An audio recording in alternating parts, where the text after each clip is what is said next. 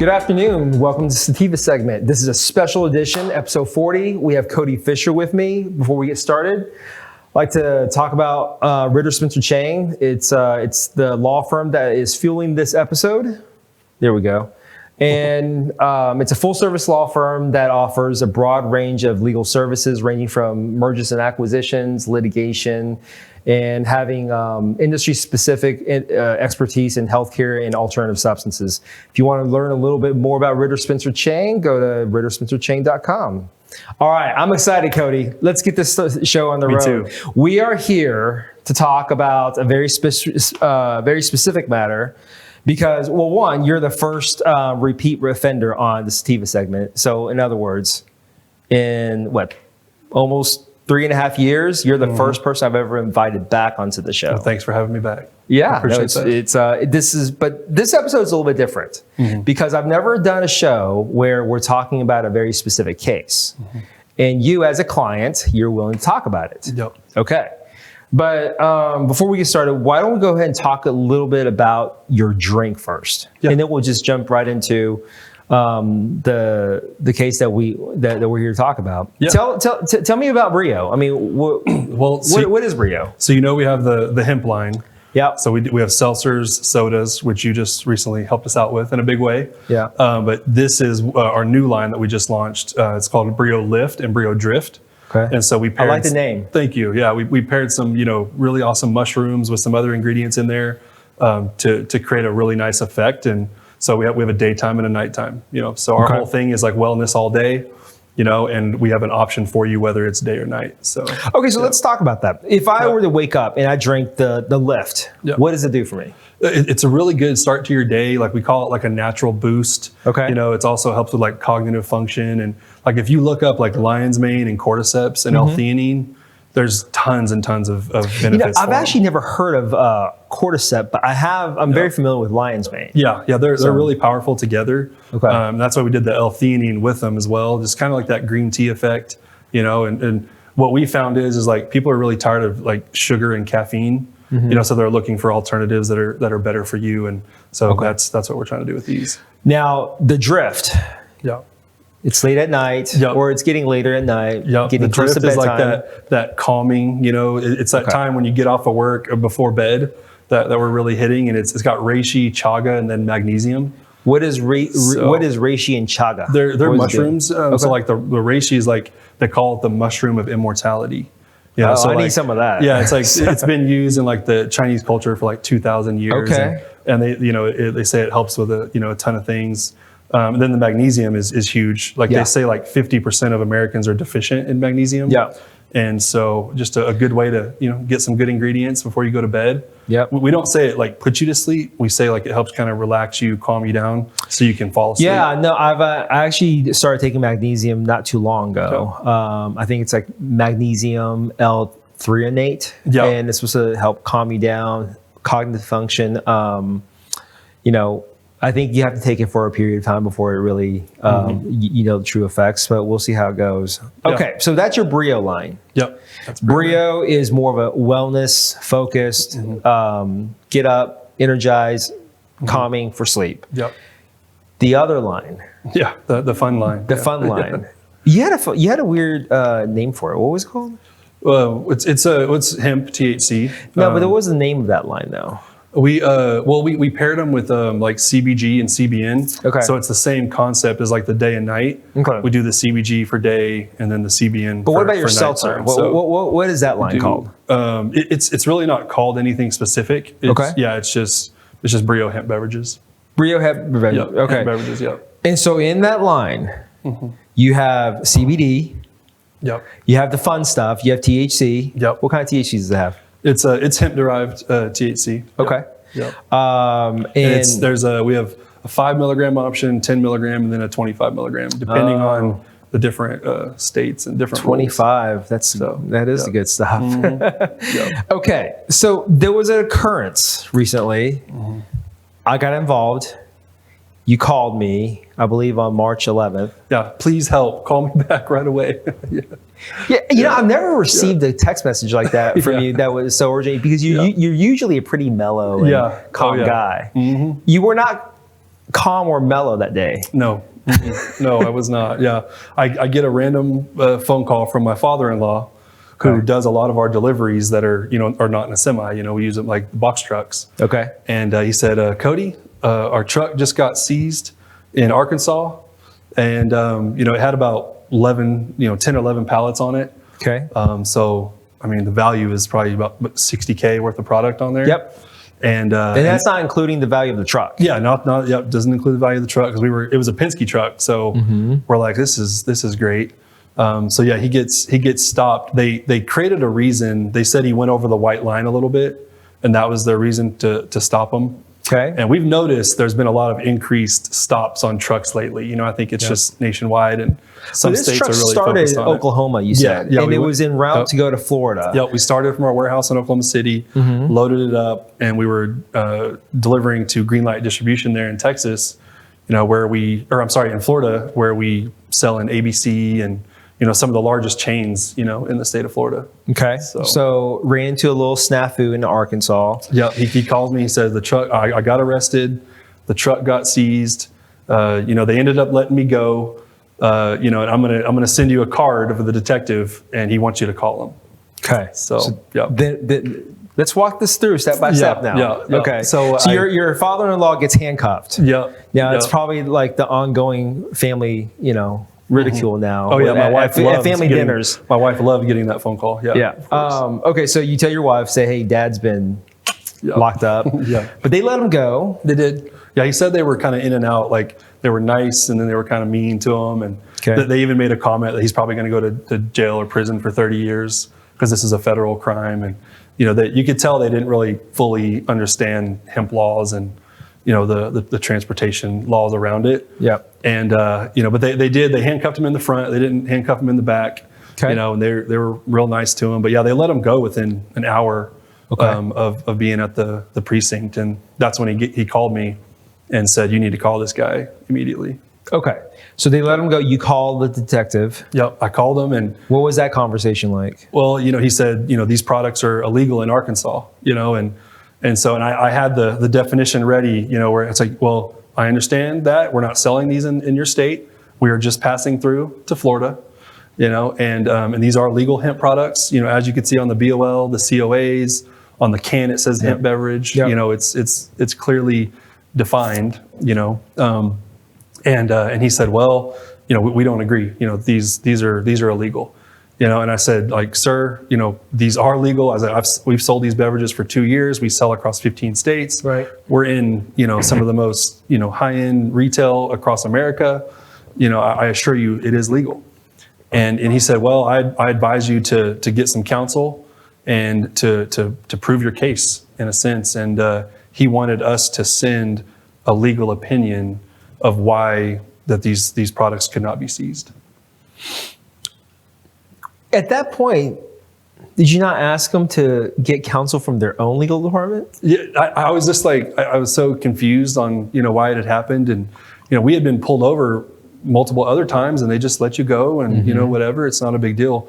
This is the first time out of, a lot of trucks that we've ever had an issue. And so my mind just immediately goes to who can I call, to help me out with this? So, and that's when you got the call and the text. Okay, so I get this panic call, and panic text. You asked me to talk. We get on the phone. We talk about the situation. You tell me about it. And the message that I got from you was that you were worried. Mm-mm. You were concerned. And the objective is to get the products released, right? Mm-hmm. That was the objective. But I think from what I recall, you said they just want someone to issue some type of an opinion or opine on the legalities of your products. Yep. Yeah, you could tell they weren't 100% sure. Right. And so he's like, okay, just send me, the information that you have, and then I'll run it through my team. So right. And this is the prosecutor. So I missed a step. So I called the detective, and then he gave me the prosecutor's information. Yeah. And that's when we connected. So he just said, yeah, you need to prove your case, basically.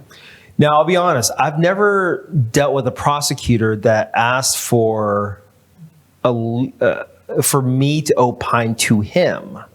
they would usually dictate what it is, right? Mm-hmm. So, and we'll get to the good stuff, but what we did was we got your COAs, your certificate of analysis. Tell me about your certificate of analysis. Where do you get it? How do you get it? Shout out to Bluebonnet Labs. They've actually been a guest on the show. Okay, yeah, he's amazing. We do most of our labs through them. Okay, and for all of our products, so okay. And in that response, they even stated they're like, this is an accredited lab. This looks legitimate. And so I was very thankful, that we did have a really good lab testing company, because that could have, made this go another way. Sure. So you send me the COAs. Yeah, we do full panel tests, and Florida actually requires additional testing than what some of the other states do. So Bluebonnet even does that for us as well. So on some of like the pesticides and the microbials and things like that. So it was a good test for sure, and they were within 10% compliance or 10% variance of what was on the can. So we were following the rules. All right, so I get the COAs. I look at the COAs, and I looked at it for a while, and I kind of looked at all the numbers and started doing my own calculations. Then you and I and JR, from what I remember, from your team, somebody from your team, we got on the phone, we talked for a while. Yep. And part of our discussion was about the ratio between Delta 9 THC of what was in the product versus the totality of the milligram count on the drink. Yep. And so we did our own internal analysis, and we determined that the COAs, assuming the COAs are accurate and reliable, it does indeed comply with the 2018 Farm Bill. Okay. So for the record, these drinks are federally compliant. Yes, yeah. I want to make that very abundantly crystal clear. Yeah. As it sits today. Yeah. So I think at that point, I got off the phone. I sent them the COAs, right? I sent the legal department for Arkansas. We'll just call him, KH, without naming any names. Yeah. KH is the prosecutor, is the head prosecutor, and I send this individual the COAs for them to look at. It took about a day. Yep. Yeah, he said he wanted the crime lab. That's right. To look everything over. And within a day, I got back the results. It was you have to admit that it was a pretty thorough analysis. Yeah. And they said, they didn't have any reasons to question the COAs itself. Yep. So the COAs were good. So shout out to Bluebonnet. Good COAs there. But their analysis of the law and how it applies to the COAs in your drinks, I think that's where it was a little bit off. Would you not agree? Yes, I've read so much of hemp and cannabis. I'm not as familiar as you, but I'm pretty familiar. Yeah. And I had never seen the explanations that they had sent over on why it wasn't legal, or Schedule 6 was brought up, and it has to have CBD in it to be legal, and so only one of your SKUs is legal, but the rest aren't. It was all over the place. I'm glad I had you to siphon through that. Yeah, not a problem. That's why you hired me. But but let's talk about that little step by step. One, as you briefly mentioned, first of all, how KH ended this conversation was, how do you propose under the 2018 Farm Bill, would it allow your clients to transport illegal products? So right off the bat, that was an issue. Yeah. Okay. And make no mistake, he wasn't being rude, and he wasn't like not professional. He was professional about it. Yeah. The detective and the prosecutor I talked to, they were very kind the whole time, and I made sure that I was respectful and not cussing at them or anything like that, or threatening them. It was more of, let me educate you on this, so that way we can get our truck back. Yeah, and to his credit, his message to me was, I welcome your opinion on it. I welcome you to explain to me how your clients can transport illegal products. Yeah. And I think my response, and that response was you would agree, that response was a pretty extensive response I drafted. Very thorough, very quick too. So. One, I kind of want to walk through this because it's really for the benefit of the cannabis industry as a whole. And I think if it can happen to Cody and his team, it can happen to anybody. Mm-hmm. Okay. Is that one, they pointed out that your products was under a Schedule 6. I've never heard of a Schedule 6. No. So my reply was, under the Federal Controlled Substances Act, it's broken up to 5 classes, right? 5 schedules, 1, 2, 3, 4, and 5. 1 being the most restrictive, 5 being the least restrictive. There is no 6. No. Did you mean 1 or did you mean 6? Yeah. Did you mean 5? Yeah. Right? Yep. And if he truly meant 5, then he has a different problem. Yep. Because then there's no illegality for interstate commerce for Schedule 5. Yeah, it looked like a typo. Right. Right. It could have been typo. But yeah. if it is a typo, was it a 5? You know? Yeah. I think you meant a 1. Yeah. But okay, so I pointed that out. And I think the second issue is that they said that your products needed to contain CBD as well. And without CBD, it is outright illegal. Yep. For the audience out there, that is wrong. That couldn't be any more wrong.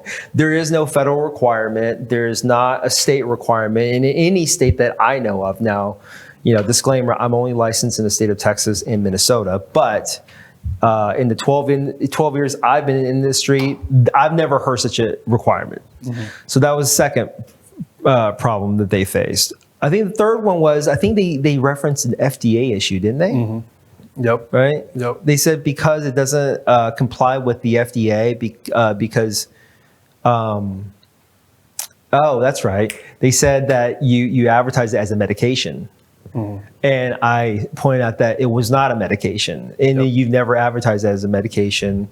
We went on to explain that under the Food, Drug, and Cosmetic Act, if it does not comply, typically the FDA will issue a warning letter.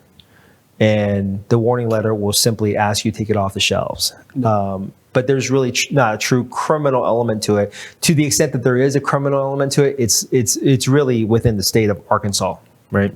Yeah, we have the FDA disclaimer on our can as well, that hasn't been evaluated by them. And that's right. That's been something we've always kept on there as well. To be compliant.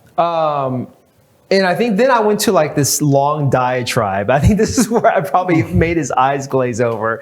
I think I might have cited like 2 or 3, one of which was the Big Sky case. It's kind of a pretty well-known case in Idaho. It's a situation actually just like yours. I don't know if you knew that. No, I didn't. It was a truck leaving the state of Oregon, passing through Idaho, got stopped. The driver actually got criminally charged. Wow. So the only difference is that they let your father-in-law off the hook after an hour. They charged him in the Big Sky case. It was a truck that was en route from Oregon to Colorado. Mm-hmm. So same situation, but much worse. And it was one of the first cases out there a number of years ago. This was probably like maybe 5-6 years ago when this happened. But under the case law that we included in our response was the fact that under the 2018 Farm Bill, there's actually specific case law out there, and it's been cited by the DEA that states cannot inhibit or hinder interstate commerce, assuming that your products is indeed compliant with federal law. Yeah. So, okay, so I sent that off. Yeah. And I just said, hey, listen, we're willing to work with you.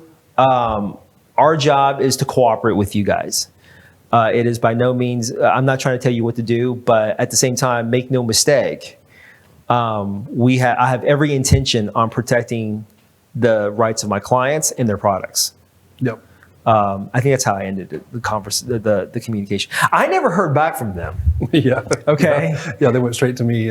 So that was on a Thursday, on the 12th, I believe. And then by the next day, what happened? I don't know what happened after. You tell me. Well, so on Thursday, you had sent everything over very quickly. Thursday, he said, because I emailed him, I said, hey, any update? I know we had sent our response. Mm-hmm. And he said, the crime lab is reviewing it. He's like, you might hear something in the morning. Okay. And so, here, I told my father-in-law, I'm like, just get a hotel, I'm not going to have you come all the way here because I'm feeling good about we're going to get our truck back.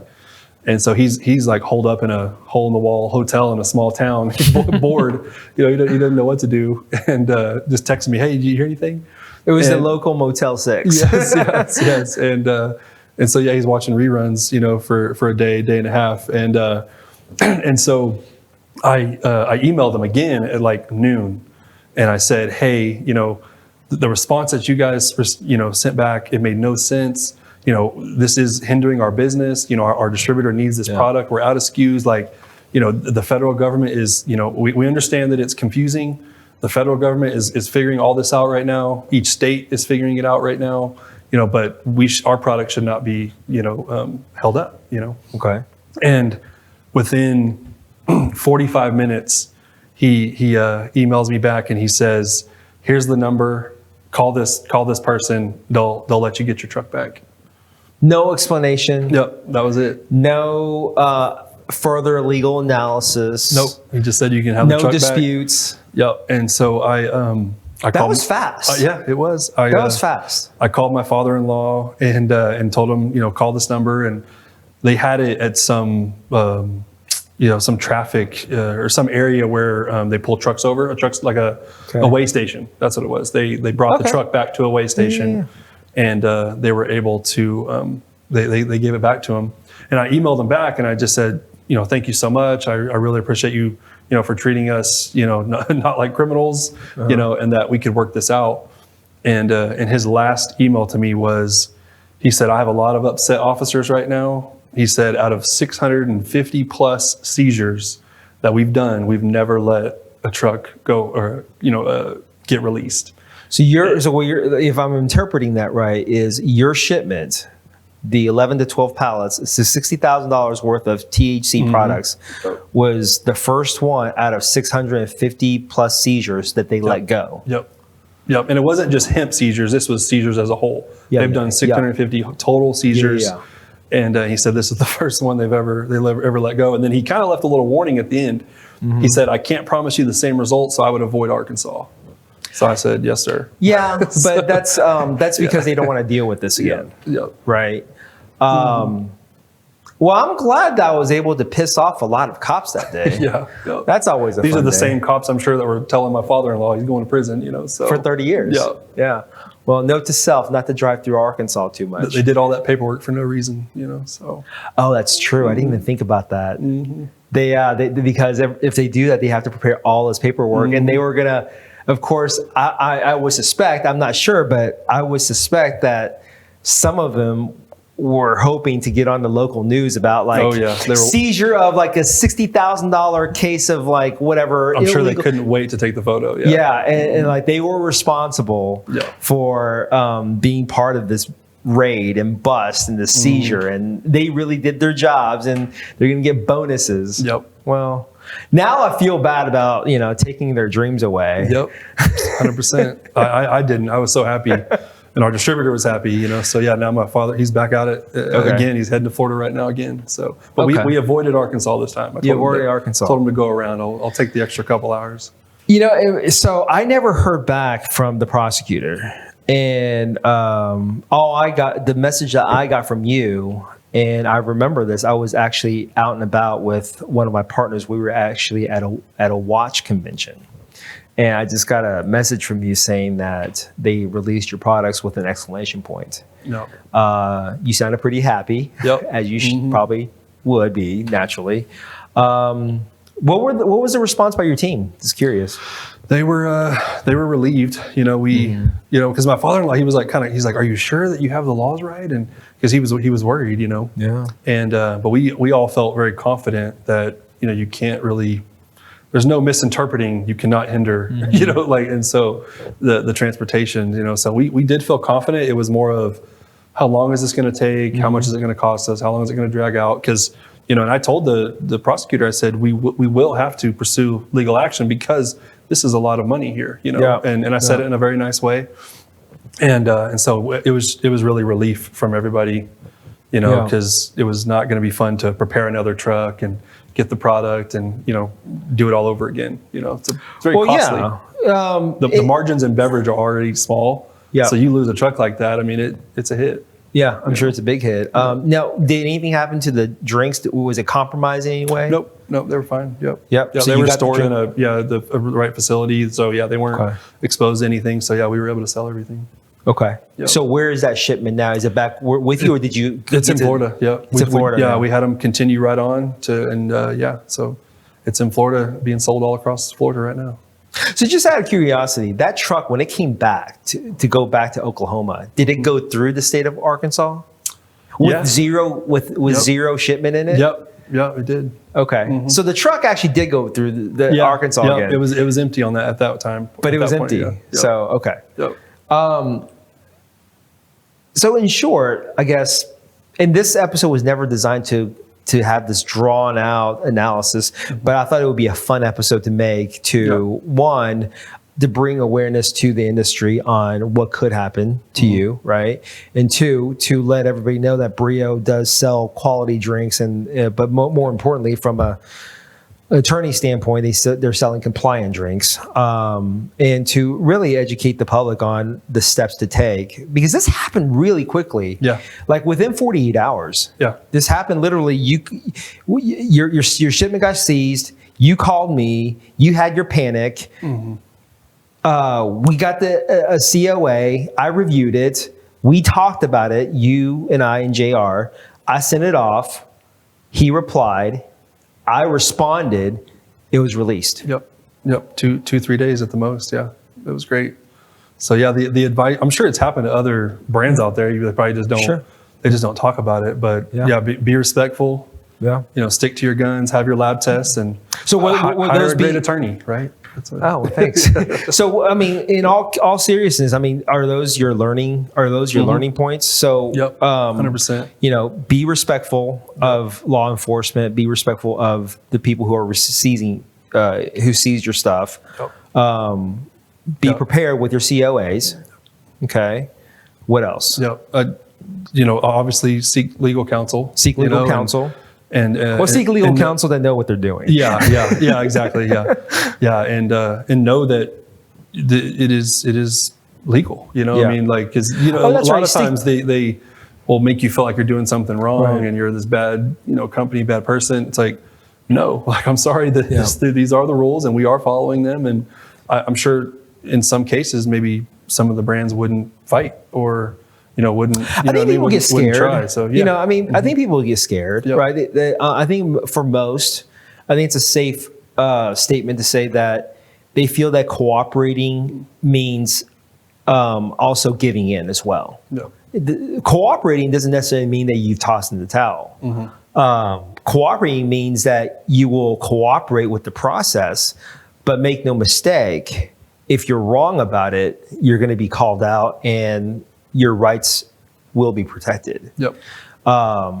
So, I think that last part is pretty important, is that, like you said, stick to your guns. Yeah. And, don't be afraid to advocate on behalf of yourself. Yeah. Yeah. Because my father-in-law was telling him the whole time, they're like, guys, these products are legal. This is hemp, and he was pleading, but you know how sometimes officers are, like, they're not going to take somebody's word for it, especially if they don't understand the rules. So in that case, it literally was because he was also trying to get them to call. He's like, call my son-in-law. And they're like, no. They're like, no, we're gonna process this. So in those moments, it was more of we're gonna have to let this play out, and then we're gonna have to fight to get it back. I mean, to their credit, they did let it play out pretty quickly, though, right? I mean, they didn't call you. Yep. They didn't just take his word for it. However, while he was handcuffed and they took him down to the police station, he wasn't really held there for very long. No.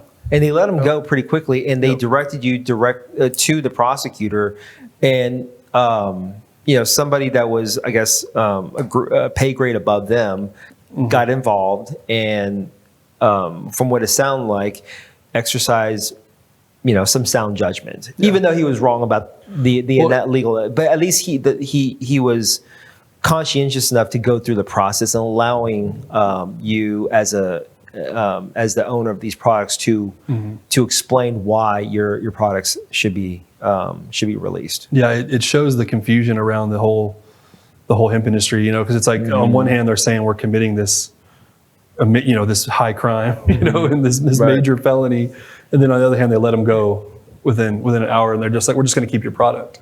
Right. So it doesn't make sense to say you're committing this crime and then just to let them go. That is a bit of a contradiction, isn't it? Is that, they're saying that you can go to jail for 30 years, but then within an hour they let them go. Yeah. I mean, that's a very much. They made sure to tell me too. They're like, we heard that this is your father-in-law, and we're treating him good, and they made sure to tell me. And I said, I do appreciate that. So I think they had a little bit of worry the whole time that they were doing something. But part of it is, to your credit, is that you were very respectful to them, right? Yep. I mean, I think if you were kind of an asshole to them and you were throwing a fit and calling them names or making threats, I think it would have played out a little bit more.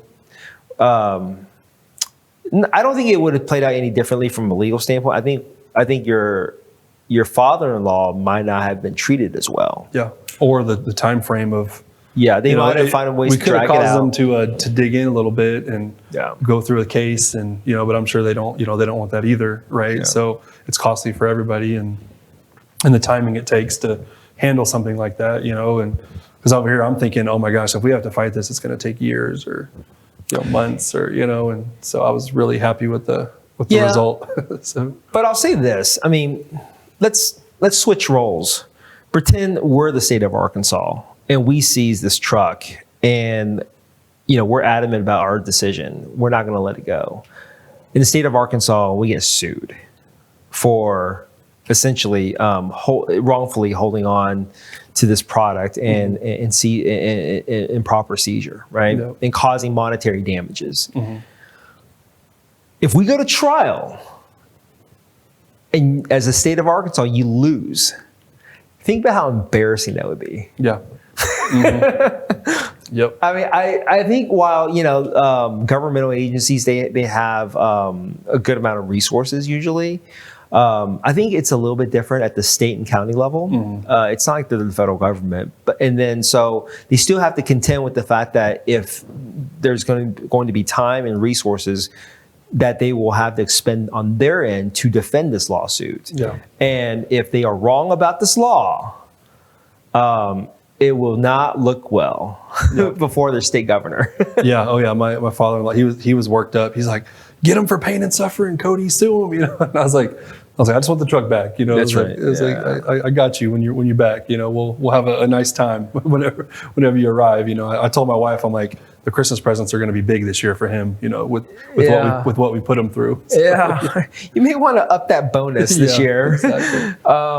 Okay. Well, hey, I think we talked about the lessons we learned throughout this process. What is next for Brio, and what is next for your organization in 2026 and into 2027? What's on the horizon? Well, right now, on the hemp side, we're distributed in about 15 states. We do have a few more states that are coming on board. Okay. Obviously we're watching the rules that are coming. Texas, there's one pretty quick, so we're quickly changing and becoming compliant. I think one of the biggest things we have to do is just add a couple things to the can, to add like all THCs are psychoactive, and then all THCs can cause you to fail a drug test. Okay. So we didn't have that verbiage on our cans, so. We're getting compliant for Texas because that's our home state, so we want to continue to get distributed there. But then we're also watching the federal, because here in about, 3 to 4 months, if something's not worked out, it's going to start affecting reorders. It's going to, start affecting retailers, distributors, brands, in a big way. And in some of those contracts, we have to take back any of that product that's left, if the laws change. Yeah. And so we're being very aware of that. And then at the same time, we're really pushing the functional mushroom seltzers. There's a huge health and wellness craze going across America right now, and most of the biggest retailers across America in grocery, convenience. I mean, all the channels you can think of, they're adding to their health and wellness sections in beverage, and so we're trying to get mixed up into that, and we're having some pretty big conversations for some national launches. And so we're hoping we'll have some pretty big announcements by the end of the year, but we'll see. But yeah, that's kind of I don't want to say backup plan, because we have always, wanted to launch these. Yeah. We just were so focused on hemp, but now the timetable has been moved up because we're really forced to launch them now. to replace a lot of that revenue that, me and my dad have built over the last 6-7 years. Right. So. Yeah, I mean, it does sound like there's some level of a contingency plan, and like you said, it's not necessarily a backup plan because it's something that was an additional vertical to your existing organization. Yeah. But because of shifting in politics and what you can and can't do, you may just have to reallocate some of your energy and your resources towards the products that are less prohibited. Yeah, we're still trying to figure out too, like, because we've heard a lot of the states are going to kind of create their own, or some of them already have, where we'll be able to sell the hemp beverages within that state, but we may not be able to, transport them across state lines anymore. Right. So I know like Texas has made those comments, Minnesota, and we have our own restrictions by the end of the month. Yeah. So we don't think, hemp's going to go away entirely. So we're going to look at, what is the landscape there? Whether are we going to play within that state in the hemp rule, within the hemp laws, or are we going to move to more doing like licensing deals under, the cannabis regulations in some of the states. So we'll just have to see how it all plays out. It's going to be tricky. Okay. And this is kind of a deviation from our topic at hand, but I just found out this morning that CMS has officially proposed, CMS being the Centers for Medicare Medicaid Services, is now allowing THC, hemp THC products to be enrolled as part of the beneficiary incentive program. In other words, we could very well pretty soon see Medicare or Medicaid pay for hemp THC products for medicinal purposes for their enrollees, their Medicare or Medicaid beneficiaries. I wonder how that's going to work with the different states and the rules and then the federal that's coming. Like, I think this is a federal healthcare program in that but the point of how it's going to affect the states, I don't know if it's going to affect the states directly. I think what's going to happen is you're going to have a certain amount of products that's going to be approved by CMS. Medicare or Medicaid beneficiaries are going to be able to order this stuff or get their physicians to prescribe it or to recommend it, and then they're going to get their hands on it, and that'll be a carve out within the state to say, okay, if you qualify under a federal program, then we can't touch it. Gotcha. Right? And so I think that's another revenue avenue for existing hemp businesses, in other words. Did they state any milligram or dosage requirements or anything in that? Or is it more just... It just dropped this morning. Okay. Yeah, I haven't even done, my plan was to, after I leave here, is to go back to the office to actually really dig into it. Yep. Because I have a feeling that it's going to be very impactful on a lot of different businesses.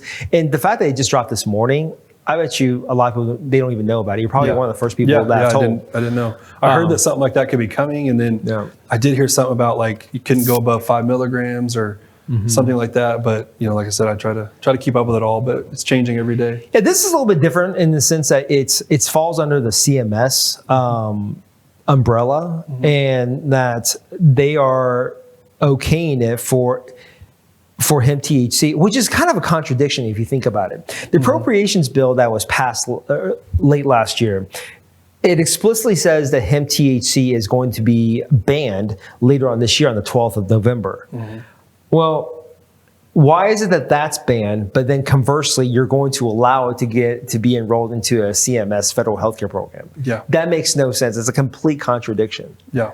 So, we keep hearing that language is either going to be taken out and there's going to be some regulations, or they're going to extend the ban 1 to 2 years.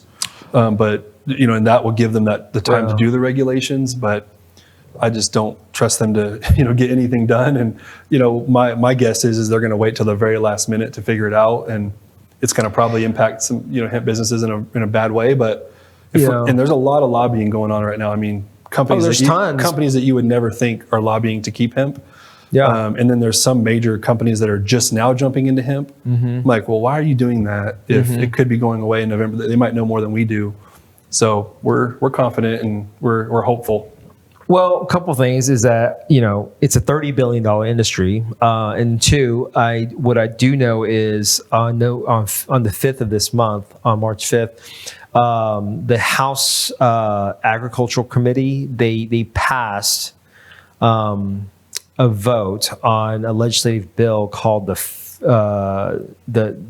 Food Farming and Agricultural Bill, to where it's essentially their attempt to amend the 2018 Farm Bill. And that aspect of banning hemp THC, it was never removed. Yeah. It's still in there. It helped the farmers a little bit, I think, on some clarifications, right? But really in terms of the hemp aspect of it and the THC, it didn't get removed, unfortunately. Yeah. It's still in there. Yeah. So like you said, unless something happens between now and 3-4 months from now, because there are other bills out there. I think there's like there was a Baird bill or something. Baird something. There's a it's called like the Hemp Planting something Act that would actually provide us a 2-year runway, and it wouldn't actually put the THC ban to be in effect until November of 2028. Yeah. So, but that didn't make it into that bill that was just passed by the committee in the House. Yeah, it didn't make it in there. From what we've heard from some of the teams that have gone up to lobby in Congress, they're like, well, we don't want to just kick the can down the road. We want to address it. But then that takes a long time in Congress, and then I think part of the issue too is the hemp industry. Some people are trying to keep this and some people are trying to keep that, and so they're like, we don't know what to do because we're getting 10 different versions of what should be legal. So I know a lot of these groups are trying to rally the industry together, but I think you're always going to have differences in opinion on that. Of course. Obviously we have retail stores, we have beverage. We'd like to sell as much product as we can, as many of the categories as we can in a compliant legal way, but at the end of the day, we'll sell what we can, right? So hopefully we'll be left with an industry and, some categories, and because you just can't deny how much these products help people. I mean, for the last 7 years, I've heard thousands of stories now, where it's impacted people in a very big way. That's very cool. So you get testimonials. Oh yeah. My dad was one of the first ones. He hasn't had a migraine in 5-6 years ever since he started taking CBD tinctures. Oh, wow. And that's what led him to believe in the product. And then he said he wanted to open a store, and it all went from there. But yeah, people coming in, being pumped full of morphine, opiates, alcohol. It's just, this is what we try to point Congress to of, yes, you can, abuse anything. And there's some bad actors out there in hemp, but you cannot ignore the hundreds of thousands, if not millions of people that, get a very big benefit, from not having to go those other alternatives, and right. I think I saw a stat the other day. It was like 51% of people are consuming our, hemp beverages just to relax at night. They just want to wind down. They just want to calm down. Right. These people are not bad people. They work every day, and obviously the veterans is another route, right. where it can have a real life impact. You take these products away very quickly for them. So I'm hoping we'll just keep fighting and pushing. Yeah, right? That's all we can do. Yeah, I do know that a lot of people who they may not be a qualified candidate under the state medical cannabis programs. They tend to default to self-medication on these over-the-counter programs. And we've always been very for medical programs. There's a big need, but there's also a huge sloth of people that they don't want to have to do this and pay that and go here and keep this. Because it is expensive. Yeah, it's not cheap. It's something else we got to do when we're just trying to work and raise our kids and be in our communities. Right.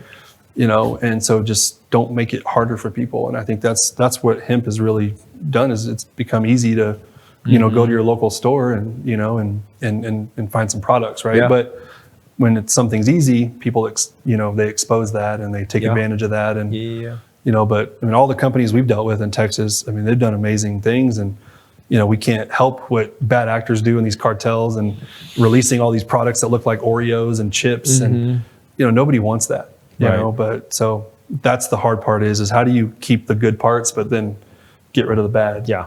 So it's not easy. Well, hey, man, it was good having you on the show. Again, this is kind of a special edition, episode 40, because I've never had an episode to where we talk about a very specific case with a client. But I enjoyed it, and I'm glad, it worked out, that our law firm was able to help you guys. You have a client for life now, so I appreciate it. Thank you. All right, thanks, Cody. Thanks.